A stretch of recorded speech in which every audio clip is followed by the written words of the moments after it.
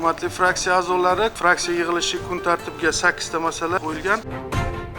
Bugun O'zbekiston Ekologik partiyasi fraksiyasining navbatdagi yig'ilishi bo'lib o'tdi. Yig'ilishda bir qator muhim qonun loyihalari bilan birga Sirdaryo viloyatining Guliston, Shirin, Yangiyer shaharlari, Guliston, Boyovut, Mirzaobod, Oqoltin, Sardoba, Sayxunobod, Sirdaryo, Xovos tumanlari chegaralarini o'zgartirish to'g'risidagi palata qarori loyihasi ko'rib chiqildi. Taklif etilayotgan chegara o'zgartirishlarga muvofiq Guliston tumanidan 527,23 gektar va Boyovut tumanidan 582 gektar yer maydonini Guliston shahri tarkibiga hamda Boyovut tumanidan 638,77 gektar yer maydonini Shirin shahri tarkibiga o'tkazish nazarda tutilmoqda. Guliston va Shirin shaharlari viloyatdagi aholi eng zich joylashgan hudud hisoblanib, chegaralarning kengayishi shaharda aholi zichligini kamaytirishga, transport qatnovini yaxshilashga, hududda yirik loyihalar uchun zamin yaratib, xorijiy va mahalliy investitsiyalar oqimini ko'paytirishga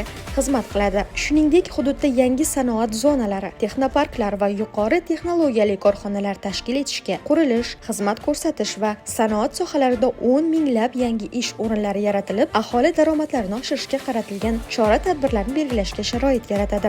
Navbatdagi masala intellektual mulk obyektlarining fuqarolik muomalasidagi aylanmasini oshirish va patent vakillarining huquqlarini kengaytirishga qaratilgan qonun loyihasi bo'ldi. Fraksiya a'zosi Navruzbek Yusupov ushbu hujjatning ahamiyati va zarurati haqida to'xtalib, uning qabul qilinishi intellektual mulk obyektlariga bo'lgan huquqlardan foydalanish imkoniyatlarini va patent vakillarining huquqlarini kengaytirishga xizmat qilishini qayd etdi.